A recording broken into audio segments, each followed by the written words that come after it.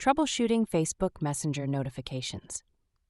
Hey guys, in today's video, I'm going to show you how to troubleshoot Facebook Messenger notifications on your iPhone.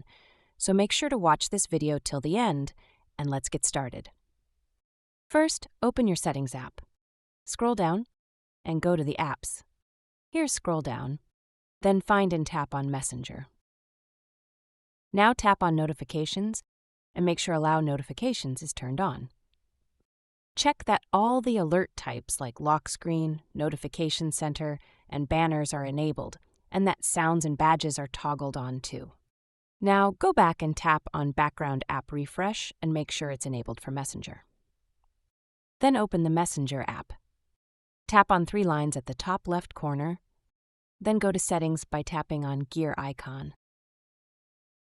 Select Notifications and Sounds and make sure all options are turned on here as well. And finally, open the App Store, search Messenger, and check if an update is available. If it is, go ahead and update the app. And that's it. These steps should help you fix most Facebook Messenger notification issues on your iPhone.